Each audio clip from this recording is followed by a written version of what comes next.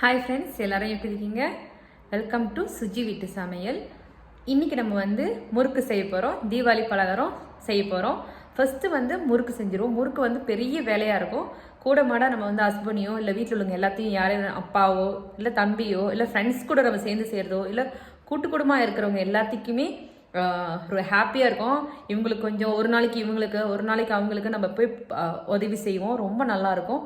இன்றைக்கி எங்கள் வீட்டில் நாங்கள் 2 பேர் தான். அதனால் நாங்கள் 2 பேரும் சேர்ந்தே முறுக்கு செய்கிறோம். வாங்க முறுக்கு செய்கிறது எப்படின்னு பார்ப்போம். ஓகே, வாங்க வீடியோக்குள்ள போகலாம். ஹாப்பி தீபாவளி எல்லாத்துக்கும். பாரம்பரியமாக வீட்டிலே முறுக்கு எப்படி செய்வது, இன்றைக்கி ஃபஸ்ட்டு ஸ்டெப் பார்த்துருங்க. தீபாவளி வந்துருச்சு, முறுக்கு செய்யாமல் எப்படி இருக்க முடியும்? நான் ரெடிமேட் பவுடர் இங்கே விற்க மாட்டாங்க, அதனால் நானே சொந்தமாக இது பண்ணுறேன். பச்சரிசி மாவு எடுத்துருக்கிறேன் நான் 1 கிலோ. இது நம்ம நல்லா கழுவி ஒரு 1/2 hour ஊற வைப்போம். ஃபஸ்ட்டு ஸ்டெப் பண்ணுறோம் நம்ம. இது மாவை நல்லா அரைச்சி சலிச்சு எடுக்கணும். ஃபஸ்ட்டு இது ஒரு 1/2 hour ஊறட்டும். ஓகே, நான் அடுத்தடுத்து உங்களுக்கு காட்டுறேன்.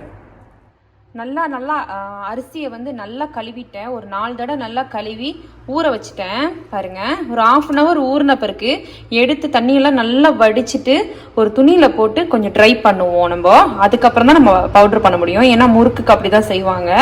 ஓகே, அரிசியை பாருங்க நல்லா ஒரு 1/2 hour ஊறுனுச்சு. ஊறின பிறகு தண்ணியை நல்லா வடிச்சிட்டு இந்த மாதிரி ஒரு காஞ்ச துணியில போடுங்க. ஷால் இருந்தா ஷால்ல போடலாம், இல்லை வேட்டி துணி இருந்துச்சுன்னா வேட்டி துணியில போட்டீங்கன்னா அது கொஞ்சமா ரொம்ப ட்ரை ஆகக்கூடாது, லைட்டா ட்ரை ஆகணும். தொட்டு பார்த்தா கையில ஒட்டுற மாதிரி இருக்கணும். நான் காட்டுறேங்க பதம். இப்போ அது கொஞ்சம் ட்ரை ஆகட்டும். அரிசி பாருங்க எனக்கு ஒரு அளவுக்கு காஞ்சிருச்சு. அரிசி ரொம்ப காய விடக்கூடாது மாவு முறுக்குக்கு செய்யறதுக்கு. இப்படி கையில எடுத்தா இப்படி தொட்டமா விட்டமா இந்த அளவுக்கு இருக்கணும். கொஞ்சம் அப்படியே ஒட்டுறாப்புல இருக்கணும், ரொம்ப அப்படியே ஒட்டக்கூடாது. இது மாதிரி இருக்கணும், உதிரி உதிரியா அப்படி இருக்கணும். பாருங்க, இப்படி ஒட்டணும். அப்போதான் நம்ம முறுக்குக்கு மாவு கரெக்டாக பண்ண முடியும். இதை மையா அரைச்சிடலாம். நான் மிக்ஸி தான் யூஸ் பண்ணுறேன். உங்களுக்கு மில்லில் கொடுத்து நீங்கள் அரைக்கிறதா கூட நல்லா அரைச்சிருங்க. ஃபஸ்ட்டு அரைக்கிறது முன்னுக்கு வீட்டுக்குன்னு கொஞ்சம் அரிசி கொடுத்து லைட்டாக அரைச்சிருங்க. அரைச்சிட்டு அதுக்கப்புறம் அரிசி கொடுங்க, முறுக்கு அரிசி. அப்போ தான் நல்லாயிருக்கும். ஓகே, நான் அரைச்சிட்டு உங்களுக்கு காட்டுறேன். காப்பிடி உளுந்து வறுத்து இப்போ நம்ம அரைக்க போகிறோம். நான் வறுத்துட்டேன். நல்லா பாருங்க, ரொம்ப கருப்பாகக்கூடாது, இந்த லெவலில் தான் இருக்கணும். பொட்டுக்கடலை வறுத்துக்குவோம் நம்ம. அப்படி மட்டும் வறுப்பட்டது இருந்தால் வறுக்க வேண்டாம். நான் 100 கிராம் எடுத்துருக்கிறேன். நல்லா வறுத்துருவோம். ரொம்ப தீச்சிடாதீங்க, கரெக்டாக வறுத்துடுங்க. லேசான சூட்டில் வச்சு நல்லா வறுத்துடுங்க. செய்யறதுக்காக நம்ம மாவு ஊற வச்சு எல்லாமே வறுத்து எல்லாமே அரைச்சி ரெடி பண்ணி வச்சுட்டு இப்போ எல்லாத்தையும் மிக்ஸ் பண்ணுவோம். 1 கிலோ அரிசி மாவு, உளுந்து 1/4 கிலோ வறுத்து அரைச்சி வச்சிருக்கோம். பொட்டுக்கடலை வறுத்து அரைச்சி வச்சிருக்கோம். 100 கிராம் எல்லாத்தையும் நம்ம மிக்ஸ் பண்ணுறோம். இது பாரம்பரியமாக வீட்டிலேயே நம்ம செய்கிறது, ரெடிமேட்லாம் கிடையாது. நம்ம அம்மா, நம்ம பாட்டி, அப்பத்தா, அம்மம்மா இவங்கெல்லாம் செய்வாங்க. அந்த மாதிரி நம்ம செய்கிறோம். ஓகே, போட்டுட்டு உப்பு தேவைக்கு போட்டுக்குங்க. உப்பு பார்த்துட்டே போடுங்க, டேஸ்ட்டுக்கு போட்டுங்க. இப்போ என்ன செய்வோம், இந்த மாவை மிக்ஸ் பண்ணி விடுவோம். ரொம்ப டேஸ்ட்டாக இருக்கும். வருஷம் நான் இப்படி தான் செய்வேன். இந்த மாவை நம்ம மிக்ஸ் பண்ணிவிட்டு பாதியாக கூட செய்யலாம். பாதி செஞ்சுட்டு பாதி இன்னொன்று கூட செய்யலாம். ஏன்னா இது அவ்வளோ ஒரு மாதம் வச்சுருக்கேன். அந்த பவுட்ரு கரெக்டாக நான் சொல்லி கொடுத்த மாதிரி ஸ்டோர் பண்ணிங்கன்னா 1 மாதம் அந்த மாவை நம்ம யூஸ் பண்ணலாம். அரிசி மாவு மட்டும் தனியாக நம்ம புட்டுக்கு கூட யூஸ் பண்ணலாம். புட்டுக்கு, இடியப்பத்துக்கெலாம் நம்ம செய்யலாம். இன்றைக்கி நம்ம முறுக்குக்கு ரெடி பண்ணியிருக்கிறோம். நல்லா மிக்ஸ் பண்ணிவிட்டு உங்களுக்கு காட்டுறேன். இப்போ ஓமம் போட்டுக்கலாம். உங்களுக்கு ஓமம் வேணும்னா போட்டுக்குங்க. அப்படி இல்லைன்னா சில பேர் எள்ளு போடுவாங்க. சிசமி எள்ளு போடுவாங்க, கருப்பு எள்ளு போடுவாங்க, இல்லை வெள்ளை எள்ளு கொடுப்பாங்க. நான் ஓமம் போடுறேன், அளவாக தான் போடுறேன். எனக்கு அவ்வளோவா அந்த ஃப்ளேவர் அவ்வளோவா தான் இருக்காது. நான் முறுக்குக்கு ஓமம் போட்டால் அந்த டேஸ்ட்டு செம்ம டேஸ்ட்டாக இருக்கும். இப்போ போட்டு மிக்ஸ் பண்ணி விட்ருவோம். நான் வருஷம் ஓமம் போட்டு தான் செய்வேன். ஓமம் உப்பு பார்த்துட்டு டேஸ்ட் பண்ணிவிட்டு அப்புறம் போடுங்க. ரெண்டாவது வாட்டி நீங்கள் பிணைஞ்ச பிறகு உப்பு போடுறதா இருந்துச்சுன்னா தண்ணியில் கரைச்சி விட்டு போடுங்க. அடுத்தது நான் நெய் யூஸ் பண்ணுறேன். நெய் எடுத்துருக்கிறேன். நான் இந்த நெய் தான் எடுத்துருக்கிறேன். நான் வருஷம் நெய் முறுக்கு தான் செய்வேன். செம டேஸ்ட்டாக இருக்கும். சில பேர் பட்டர் யூஸ் பண்ணுவாங்க. நல்லா 2 ஸ்பூன் போடுறேன். நான் இந்த கரண்டியில் 2 ஸ்பூன் போடுறேன். கையில் யூஸ் பண்ணும்போது கையை நல்லா வாஷ் பண்ணிக்கோங்க. யார் வேணாலும் செய்யலாங்க முறுக்கு. ரொம்ப ஈஸி தான், ரொம்ப கஷ்டம் இல்லை. என்ன நம்ம வந்து டைம் எடுத்து அதை நல்லா வறுத்து செய்யணும். இப்போ வந்து ஃபுல்லாக கை யூஸ் பண்ண ஆரம்பிச்சிருவோம். இந்த நெய்யை வந்து நல்லா மாவுக்குள்ளே போட்டு நல்லா பிசைஞ்சு விடுங்க. மெயின் பாய் பக்கத்தில் எண்ணெய் கொஞ்சம் சூடு பண்ணி வச்சுருக்கேன். ஏன்னா இந்த மாவு கொஞ்சம் லைட்டாக இந்த நெய்யில் வந்து பிரட்டின பிறகு கொஞ்சம் அப்படியே சுருன்னு ஏறுற மாதிரி மாவில் கொஞ்சம் ஊற்றணும். ஒரு 2 கரண்டி. அப்படி உங்களுக்கு நெய் போட பிடிக்கலன்னா ஒரு 3 ஸ்பூன் அப்படியே அந்த எண்ணெய் குழிக்கரண்டியாக ஊற்றுங்க. நான் காட்டுறேன் உங்களுக்கு. நான் சொல்லி கொடுத்துமே சரிங்க, சூப்பராக வரும். இப்போ வந்து அந்த முறுக்கோட வாசம் நல்லா வந்துருச்சு. நான் கிட்ட 5 வருஷமா, இப்போ 6வது வருஷம் நானே தான் செய்கிறேன். ரொம்ப யம்மியாக இருக்கும். தீபாவளிங்க கண்டிப்பாக வீட்டில் நம்ம செஞ்சு கொடுத்தோமா கடையில் நம்ம வாங்கவே வேண்டாம். ரொம்ப ஈஸி. 2 பேர்த்துக்கு எவ்வளோ வேணுமோ இதிலே வந்து டிவைட் பண்ணி வச்சுக்கலாம். இன்னும் மாவை நீங்கள் கம்மி பண்ணிக்கலாம். நான் அக்கம் பக்கத்தில் என் ஃப்ரெண்ட்ஸ்க்கு எல்லோரும் என் வீட்டுக்கு வருவாங்க, கெதர் பண்ணுவாங்க. ஸோ எல்லாத்துக்கும் கொடுக்கணும் பக்கத்துலலாம். ஸோ அதுக்காக பண்ணுறேன், குக் பண்ணுறேன். ஓகே, இப்போ என்ன செய்வோம்? நெய் போட்டோன்னே அது வந்து நம்ம பதம் எப்படி பார்க்குறதுனா, இப்படி எடுத்து இப்படி பிடிங்க. இந்த மாதிரி இருக்கும். உடச்சா அப்படி ஆகும். இப்படி பிடிச்சா அது இருக்கணும். அப்போ தான் வந்து அந்த நெய் வந்து இப்போ நம்ம வந்து கொழுக்கட்டுக்கெலாம் பிடிப்போம்ல, அந்த மாதிரி இப்படி பிடிக்கணும். இப்படி பிடிச்சா இது இப்படி நிற்கணும்.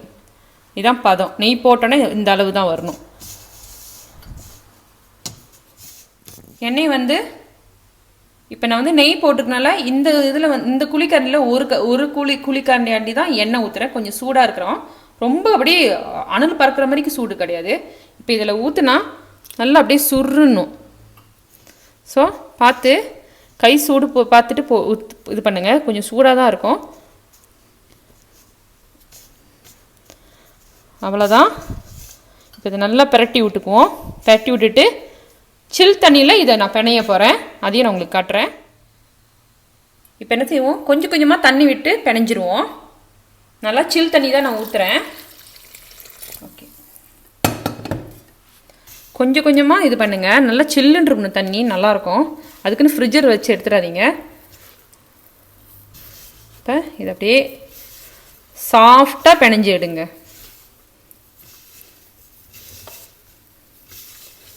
பொட்டுக்கடலை வந்து வறுத்து அரைக்கும் போது நல்லா பவுட்ரு பண்ணிடுங்க.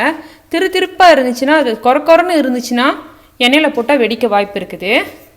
அதுக்கு தான் சொல்கிறேன். எல்லாமே சலிச்சிருங்க. ஒரு 4 தடவை 3 தடவை நல்லா சலிச்சு இது பண்ணுங்கள். இப்போ கொஞ்சம் கொஞ்சமாக தண்ணி விட்டு பிசைவோம்.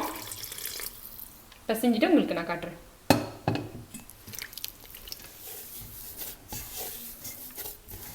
மாவு பாருங்கள், நல்லா பிசைஞ்சிட்டேன். தொட்டு பார்த்தா மாவு இப்படி நல்லா உள்ளே போகணும். நல்லா சாஃப்டாக பிணைஞ்சிடும். ரொம்ப தண்ணி விடாதீங்க. ஓகே, இப்போ என்ன செய்வோம்? புளியார் பிடிச்சி வச்சிடலாம். இந்த பலகாரம் இது தீபாவளி பலகாரம் ஸ்டார்ட் பண்ணிட்டீங்கன்னா மாவில் வந்து புளியார் பிடிச்சி வச்சுருங்க.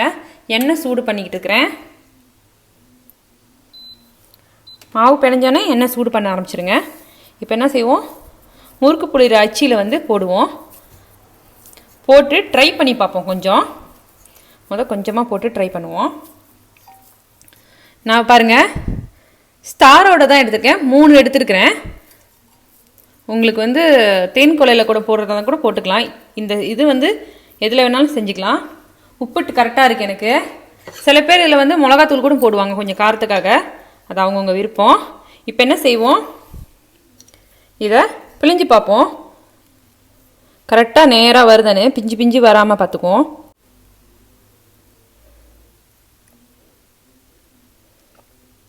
பாருங்கள், அழகாக வருது. இப்போ மாவு நம்ம புளிய ஆரம்பிச்சிருவோம். நல்லா இப்படி உருண்டை பிடிச்சிக்குங்க. நேர் வாக்கில் உருண்டை பிடிச்சிங்க. பிடிச்சிட்டு இப்படி விட்டுருங்க. இதில் எண்ணெய் தடவிடுங்க மறக்காமல். அப்போ தான் வந்து ஈஸியாக உள்ளே போவோம். இவ்வளோ நெருப்புனா போதும் நம்மளுக்கு.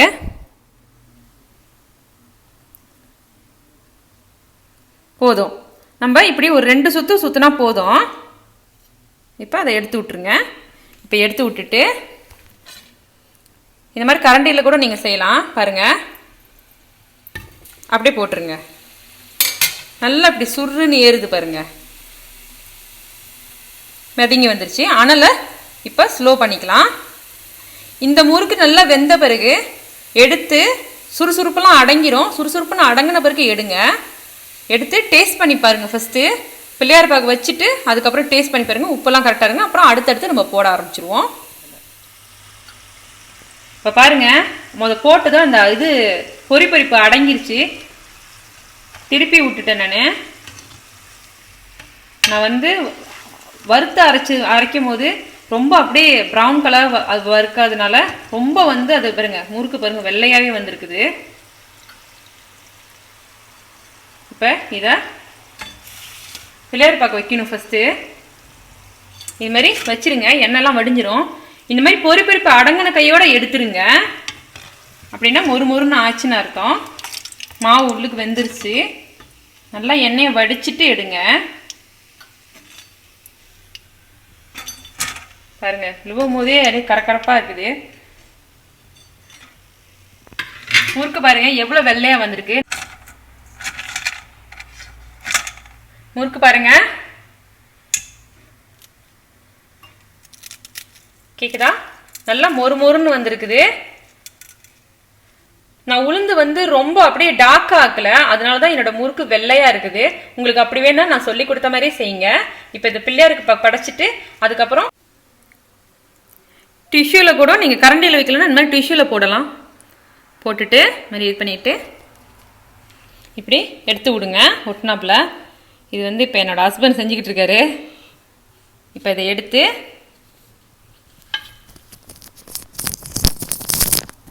கையில் இப்படி எடுத்துங்க. பார்த்து நிதானமாக செய்யுங்க. அப்படியே போட்டுருங்க. டிஷ்யூ பேப்பரில் கூட செய்யலாம். கரண்டி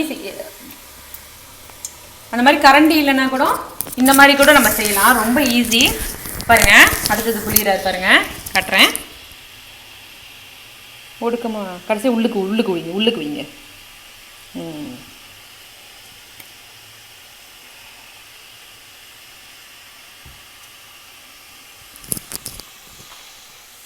ரெண்டாவது வீடு போட்டுட்டேன் பாருங்க.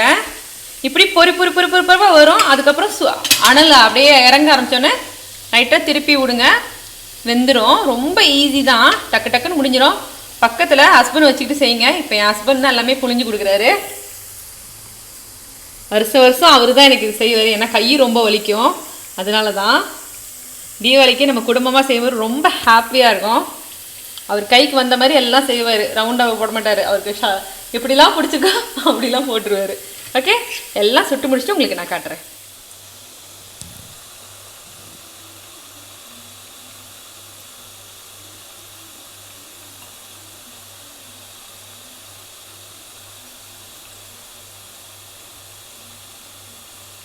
என் ஹஸ்பண்ட் தான் செஞ்சு கொடுத்துட்ருக்காரு.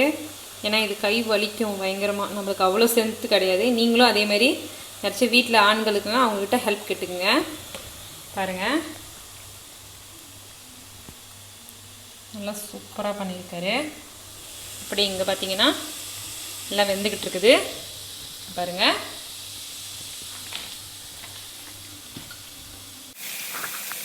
Happy Deepavali my dear friends. என்னோட சப்ஸ்கிரைபர் எல்லாருக்கும் ஹாப்பி தீபாவளி. சேஃபாக தீபாவளி கொண்டாடுங்க.